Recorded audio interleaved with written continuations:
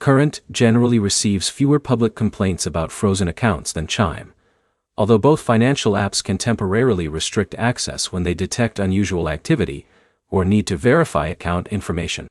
By the end of this video, you'll know why accounts get frozen, how Chime and Current handle those situations, and which app has the stronger reputation for keeping everyday banking uninterrupted. The short answer is that Current appears to have fewer reported account freezing complaints based on user reviews and discussions. Neither company freezes accounts without a reason, but users mention the issue more often when talking about Chime. The reason usually isn't random. Both apps monitor transactions to prevent fraud, comply with financial regulations, and protect customers from unauthorized activity. Large unexpected deposits, unusual spending patterns, identity verification requests, or suspicious transfers can all trigger a temporary review. Chime has a much larger customer base, so naturally, it generates more online feedback.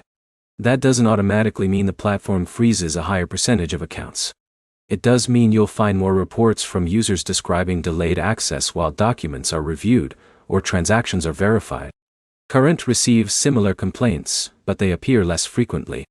Users still report occasional account reviews, especially after unusual transactions or when identity verification is incomplete, but the volume of complaints is generally lower. No financial app can promise that your account will never be restricted. Banks and financial technology companies are required to investigate certain transactions, and those reviews can temporarily limit account access until the necessary checks are finished. The best way to reduce the risk is to keep your account information accurate from the beginning. Use your legal name, verify your identity promptly if requested, avoid opening multiple accounts, and notify the app if you're expecting an unusually large deposit or making an uncommon transaction whenever that option is available. It's also smart to avoid relying on a single financial app for all of your money. Keeping a second checking account or backup payment method can make a temporary review much less stressful if access is ever delayed. So which app has fewer frozen accounts?